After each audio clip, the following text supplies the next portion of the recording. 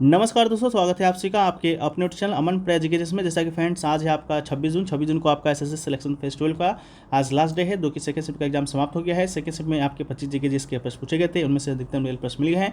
तो आज की इस वीडियो में हम सभी उन प्रश्नों को देखेंगे, साथ में इंपॉर्टेंट एक्स्ट्रा फैक्ट्स को भी देखते चलेंगे, जिनका कल सीपीयू का है या 1 तारीख को सीएचएसएल का एग्जाम है। वो वीडियो को लास्ट तक देखिएगा और वीडियो को लाइक कर दीजिएगा, चैनल पर नए हो चैनल को सब्सक्राइब कर दीजिएगा। और साथ में आपको बता दें, अगर एसएससी सिलेक्शन फेज 2 में पूछे गए 300 प्रश्नों को यहाँ 200 लिखा गया है, आज मिला दें तो 300 प्रश्नों का अगर एक्स्ट्रा फैक्ट सहित पीडीएफ लेना चाहते हैं तो 2 व्हाट्सअप नंबर दिया गया है। दोनों व्हाट्सअप नंबर में से किसी एक पर संपर्क कर लीजिएगा तो आपको ये पीडीएफ मिल जाएगा। और ये पीडीएफ जो है आपको एसएससी सीपीयू एग्जाम और एसएससी सीएचएसएल एग्जाम के लिए बहुत ही इंपॉर्टेंट होगा। ठीक है, तो चलिए वीडियो को स्टार्ट करते हैं। आज के पहले प्रश्न से आज का जो पहला प्रश्न है वो पूछा गया है कि क्राई द पीकॉक पुस्तक का लेखक कौन है। तो क्राई द पीकॉक पुस्तक की बात करेंगे तो इसका जो राइट आंसर होगा अनीता देसाई हो जाएगा। ठीक है, अनीता देसाई इसका राइट आंसर है। यह किताब एक युवा लड़की की कहानी है जो बचपन की आपदा की भविष्यवाणी से ग्रस्त है। यह ऐसी पत्नियों और पतियों के वैवाहिक संबंधों पर एक टिप्पणी है जो समाज के विभिन्न स्तरों से संबंधित है। इसके अलावा अनीता देसाई को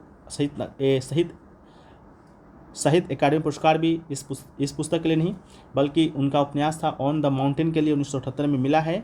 और 1983 में इन्हें गार्जियन फ्रिक्शन पुरस्कार से भी सम्मानित किया गया है। ठीक है, नेक्स्ट क्वेश्चन है कि जब शिमला सम्मेलन हुआ था तब भारत का वाइसराय कौन था। तब शिमला सम्मेलन की बात करेंगे, उस समय भारत के जो वाइसराय थे वो दोस्तों आपका लॉर्ड वेवल था। ठीक है, तो इसका राइट आंसर आपका लॉर्ड वेवल हो जाएगा। लॉर्ड वेवल ने 25 जून 1945 को वेवल योजना पर चर्चा करने के लिए महात्मा गांधी को, एम जिन्ना को सहित 11 राजनीतिक नेताओं को ब्रिटिश भारत की ग्रीष्मकालीन राजधानी जो कि शिमला हुआ करता था वहाँ पर आमंत्रित किया था। ठीक है, तो 1945 का राइट आंसर होगा और वाइसराय उस समय थे लॉर्ड वेवल। ठीक है, नेक्स्ट क्वेश्चन पूछा गया कि 2011 के जनगणना के अनुसार भारत की ग्रामीण आबादी क्या है। ठीक है, ग्रामीण आबादी की जब पूछा जाएगा तो इसका राइट आंसर 833.1 मिलियन होगा। लेकिन आपको बता दें कि आपसे परसेंटेज पूछा गया था जिसका राइट आंसर दोस्तों था आपका 68.8%। ठीक है, ग्रामीण आबादी का जो परसेंटेज है 68.8% है। वहीं पर अगर शहरी आबादी का परसेंटेज पूछा जाएगा तो उसका राइट आंसर आपका 31.2% होगा। ठीक है, इसके अलावा शहरी आबादी का जो आपका जनसंख्या है 377.1 मिलियन है और भारत की कुल जनसंख्या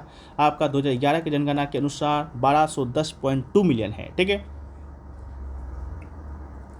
नेक्स्ट क्वेश्चन पूछा गया कि राइबोसोम का संश्लेषण के लिए कौन जिम्मेदार होता है, यानी कि who responsible for ribosome synthesis. ठीक है, तो इसका जो राइट आंसर है न्यूक्लियोलस इसका आपका राइट आंसर हो जाएगा। ठीक है, इसके अलावा यूकैरियोटिक कोशिकाओं के नाभिक के भीतर मौजूद जो न्यूक्लियोलस होता है राइबोसोम के संश्लेषण के लिए जिम्मेदार होता है, इसलिए इसे राइबोसोम निर्माण स्थल भी कहा जाता है। ठीक है, नेक्स्ट क्वेश्चन पूछा गया कि सबसे लंबे समय तक सेवा देने वाले भारतीय मुख्यमंत्री कौन थे। ठीक है, तो लंबे समय तक सेवा देने वाले भारतीय मुख्यमंत्री की बात करेंगे तो इसका राइट आंसर होगा पवन कुमार चामलिंग। ठीक है, पवन कुमार चामलिंग की बात करते हैं तो ये सिक्किम के मुख्यमंत्री के रूप में कार्य कर चुके हैं।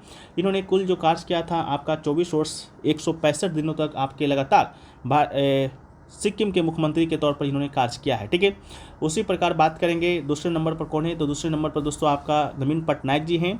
नवीन पटनायक की बात करेंगे तो ये उड़ीसा के मुख्यमंत्री के तौर पर अपनी सेवाएं दे चुके हैं।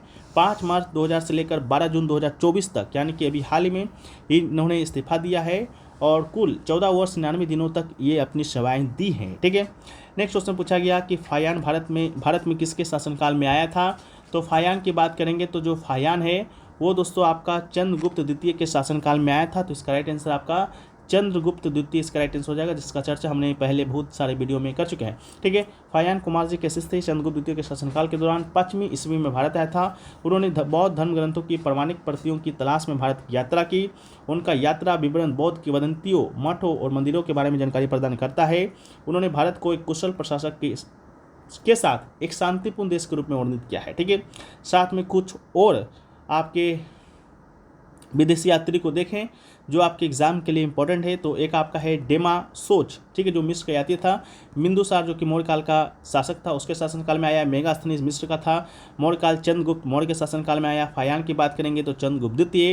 ह्वेनसांग की बात करेंगे तो हर्षवर्धन के काल में आया था। इसके अलावा सिंह है जो कि आपका बौद्ध धर्म के सिलसिले में भारत का दौरा किया था। अल मसूदी की बात करेंगे तो ये आपका उसकी पुस्तक है मुरुज उल जहाब। ठीक है, इसके अलावा अल बरूनी आपका मोहम्मद गजनवी के साथ भारत आया। इसके अलावा मार्को पोलो आपका दक्षिण के पांड्य और काकटाई साम्राज्य के दौरान आया था। इब्न बतूता आपका तुगलक वंश मोहम्मद बिन तुगलक के शासनकाल में आया, ठीक है। उसके अलावा निकोलो दो कांटी की बात करेंगे तो देवराय प्रथम जो विजयनगर समाज का शासक था उसके शासनकाल में आया। अब्दुल रजाक की बात करेंगे तो देवराय द्वितीय के शासनकाल में जो विजयनगर समाज का था उसके शासनकाल में आया, ठीक है। इसके अलावा आपका ये सर थॉमस रो की बात करेंगे तो जहांगीर के शासनकाल में।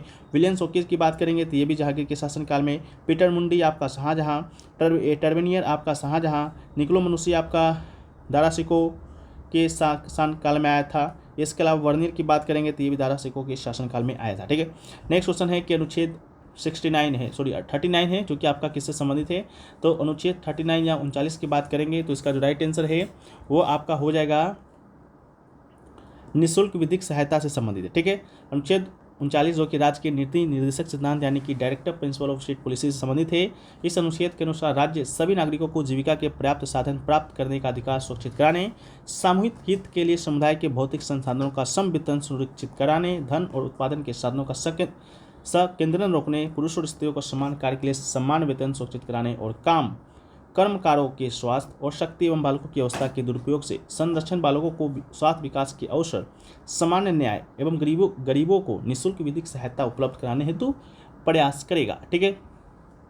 नेक्स्ट क्वेश्चन पूछा गया कि भारतीय संविधान का कौन सा अनुच्छेद अरुणाचल प्रदेश के विशेष प्रावधान देता है, तो इसका जो राइट आंसर है वो दोस्तों आपका अनुच्छेद 371H होगा, ठीक है। अनुच्छेद 371H अरुणाचल प्रदेश से संबंधित है जो कि अरुणाचल प्रदेश को विशेष प्रावधान देता है, ठीक है। तो इसका राइट आंसर होगा।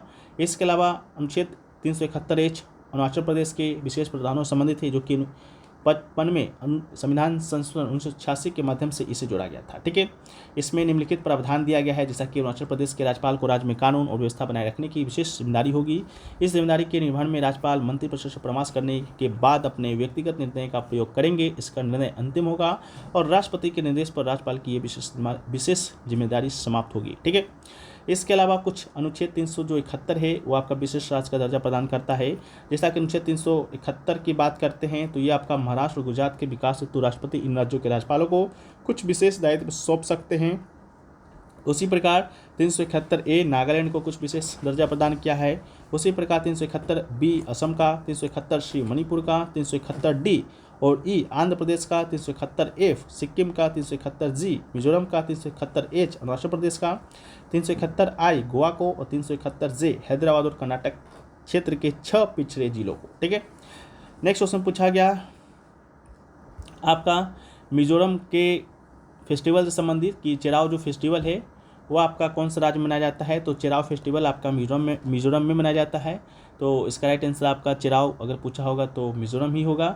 इसके अलावा एक फेस्टिवल आपका राजस्थान के धनगढ़ से था, हालांकि प्रश्न क्लियर नहीं मिल पाया है कि एक्चुअल में जो प्रश्न था वो क्या था। तो आप लोग जो भी सेकेंड शिफ्ट का एग्ज़ाम देकर आ रहे हैं प्रश्नों को बताइएगा कमेंट सेक्शन में, तो उसको हम PDF में दे देंगे। PDF टेलीग्राम पे शाम को मिल जाएगा। तो आशा करते हैं वीडियो पसंद आया है। वीडियो को लाइक कर दीजिएगा, चैनल पर नए चैनल को सब्सक्राइब कर दीजिएगा।